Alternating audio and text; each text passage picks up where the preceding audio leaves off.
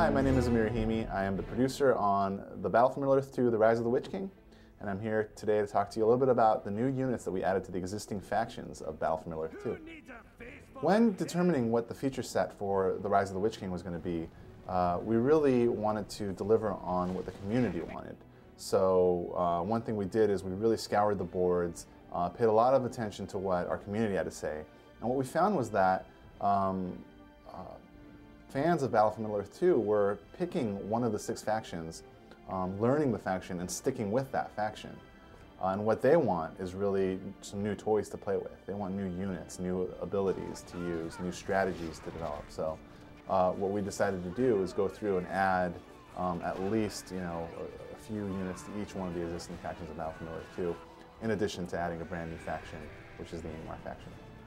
One of the biggest changes that we made to the existing factions from Battle for Middle-earth 2 is that we added a whole new unit type that we call the Mini Hero Horde. These are units that share characteristics between heroes in Battle for Middle-earth 2 as well as regular units, elite units. So for example, like regular hordes, these units are built from production structures. There's multiple numbers of them in a horde. But like hero units, these mini hero hordes have special abilities that they get as they level up. They also heal when not in combat. In most cases, the goal behind creating mini hero hordes was to enhance certain faction strategies. So now with these new mini hero hordes, what I do is build up a large force of Rohirrim with Theoden, and then build the Knights of Dol Amroth and level them up throughout the course of the game. At level 7, they get a glorious charge power that's similar to Theoden's. So you can imagine not only Theoden with his Rohirrim, but also these knights charging into a battle.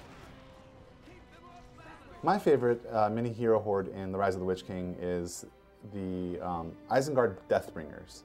So first of all, these guys have a really cool look. They have these huge serrated swords and very interesting armor.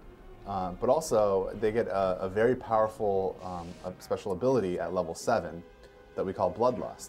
Now what Bloodlust does is it triples, or maybe even more, the amount of damage that these Deathbringers do, and it also increases their speed significantly. But because they're exerting themselves so much while fighting so hard, they actually begin to take damage over time. In addition to the mini hero hordes, we've also added several new heroes and regular units to the existing factions of Battle for Middle-earth 2. And this is another area where we really wanted to listen to our community and see what they wanted. For example, we've been inundated with requests of adding Gothmog to Mordor. Fans of the movies will remember him as the orc captain who led the orcs at Osgiliath and then pushed forward to Minas Tirith in The Return of the King. Well, we've now added him to the Mordor faction, and he actually adds a whole new vector of strategy to Mordor, because now you can build him early on, and he really, as an orc leader, buffs up the orcs. In order to reinforce the strategy of using orcs when you're playing as the Mordor faction, what we decided to do is add an elite orc. So we came up with the notion of the Black Orc.